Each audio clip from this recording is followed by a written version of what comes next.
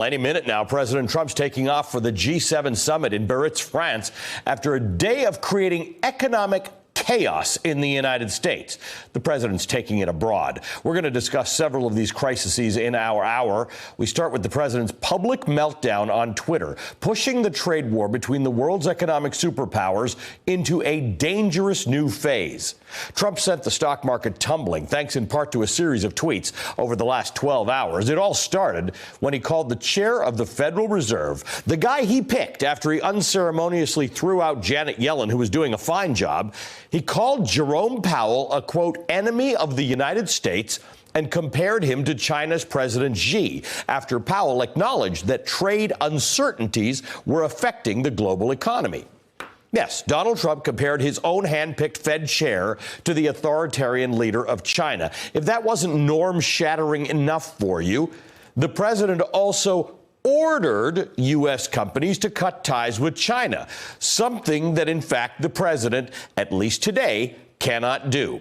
And we saw almost in real time the effect of Trump's tweets. Here's what happened just after the president sent those tweets. That first jog down in the market. The Dow dropped. It dropped fast. It never really recovered, closing more than 600 points lower. It was more than 700 points lower and made a little recovery in the last few minutes of trading. Trump's bizarre Twitter tirade after China slapped retaliatory tariffs on $75 billion worth of U.S. goods. And then late this afternoon, Trump made good on his promise to respond to that move. Trump tweeted that he would be raising the tariff rates on some $250 billion in Chinese goods from 25% to 30%. The president also tweeted that he would increase the tariff rate on an additional $300 billion of Chinese goods that have yet to go under tariff. These were supposed to happen on September 1st. As you recall, the president so generously said he'll delay those till December 15th so that it doesn't affect anyone's Christmas shopping. This is arguably the worst kind of trade war because it's lose-lose. Everybody loses. Farmers are losing. Consumers are losing because prices are going up and we're not selling more goods to China. It's worse in China. There's no resolution in sight because the aim of this trade war is entirely unclear. It is unarticulated by the president. Nobody in the White House has articulated what success looks like. And don't forget, this is all happening as Trump's own aides are warning of a business climate that it is at risk of faltering, thanks in large part to the president's own chaotic policies. As the Washington Post reports, top White House advisors notified President Trump earlier this month that some internal forecasts showed that the economy could slow markedly over the next year, stopping short of a recession but complicating his path to re-election in 2020. That's the news tonight as the president prepares to leave the United States for France for the G7.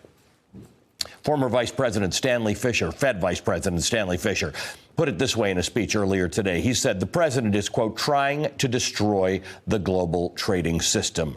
We are in a system in which things are getting worse by the day. We are in uncharted territory as the president prepares to meet world leaders in the midst of the latest crisis of his own making. And here at home, no one in the president's party, no Republican seems willing to stand up to him on his trade war or anything else.